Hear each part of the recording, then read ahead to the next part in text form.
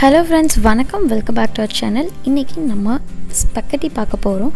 அதுக்கான இன்க்ரீடியன்ட்ஸ் என்னென்னு பார்த்துடலாம். ஸோ பன்னீர் யூஸ் பண்ணி பண்ண போகிறோம். இது வந்து பார்த்திங்கன்னா ட்ரை கலர் ஆர்கானிக் ஸ்பெக்கட்டி எடுத்திருக்கேன்.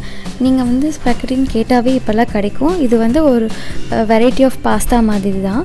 ஸோ இப்போது தக்காளி, பூண்டு, 2 தக்காளி 2 பூண்டு, அதுக்கப்புறம் பீஸா சீசனிங் இல்லைனா வந்து இட்டாலியன் ஹர்ப்ஸ் யூஸ் பண்ணி நம்ம பண்ணலாம். ஸோ இப்போ நான் இது வந்து கொஞ்சம் ஒரு பிஞ்ச் ஆட் பண்ணுறேன். இதை வந்து நல்லா அரைச்சி எடுத்துக்கலாம். இப்போது நம்ம வந்து தண்ணியை நல்லா கொதிக்க வைக்கலாம். கொதிச்சதுக்கப்புறம் ஸ்பெக்கட்டி போடணும். இப்போ வந்து நூடுல்ஸ் மாதிரி உடச்செல்லாம் போடக்கூடாது. இதை வந்து நம்ம அப்படியே தான் போடணும். ஃபுல்லாக தான் அந்த ஸ்டிக் மாதிரியே தான் போடணும்.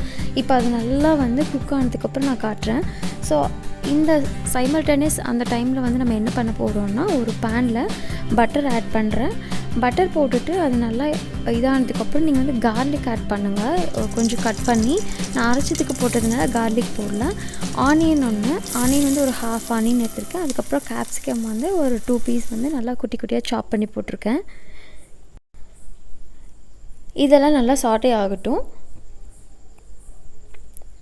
நெக்ஸ்ட்டு நான் வந்து காலிஃப்ளவர், அதுக்கப்புறம் வந்து பட்டாணி பீஸ், இது ரெண்டையும் வந்து நல்லா வந்து பாயில் பண்ணி எடுத்திருக்கேன். பாயில் பண்ணி போட்டிங்கன்னா, ஏன்னா ஆல்ரெடி நம்ம ஸ்பெக்கட்டியும் பாயில் பண்ணதுனால இதையும் வந்து நல்லா குக் பண்ணி போட்டோம்னா உங்களுக்கு டக்குன்னு ஈஸியாக வேலை முடிஞ்சிடும். அதுக்கப்புறம் சால்ட் வந்து இதுக்கு தேவையான சால்ட் ஆட் பண்ணிக்கிறேன். அதுக்கப்புறம் ஃப்ளேவருக்காக நான் வந்து கறி லீவ்ஸ் ஆட் பண்ணுறேன். இப்போ இதெல்லாம் பார்த்திங்கன்னா ஒரு 2 மினிட்ஸ் நான் வந்து நல்லா சாட்டே பண்ணியாச்சு.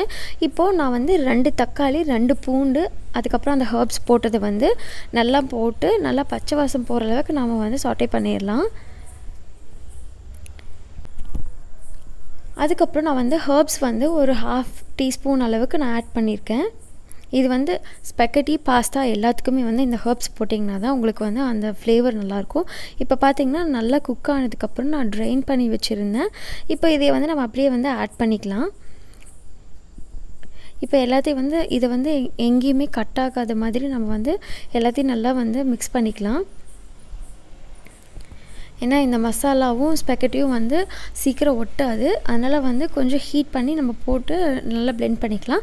அதுக்கப்புறம் நான் வந்து துருவி வச்ச பன்னீர் ஆட் பண்ண போகிறேன். அதெல்லாம் நல்லா ஷ்ரெட் பண்ணி வச்சுருந்தேன். அந்த பன்னீர் வந்து ஆட் பண்ணிக்கலாம். நீங்கள் க்யூப்ஸாக கூட போட்டுக்கலாம்.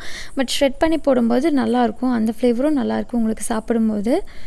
ஸோ நான் வந்து இன்றைக்கி நல்லா ஷ்ரெட் பண்ணி போட்டிருக்கேன். அவ்வளோதான், நம்மளோட ஸ்பெக்கட்டி வந்து ரெடி ஆகிடுச்சு. இது வந்து லஞ்ச் பாக்ஸுக்கு, கிட்ஸுக்கு எல்லாத்துக்கும் கொடுத்துறதுக்கு ஒரு நல்ல ஒரு ரெசிபியாக இருக்கும். ஸோ கண்டிப்பாக நெக்ஸ்ட் ஒரு நல்ல வீடியோவில் பார்க்குறேன். தேங்க்ஸ் ஃபார் வாட்சிங். பாய்.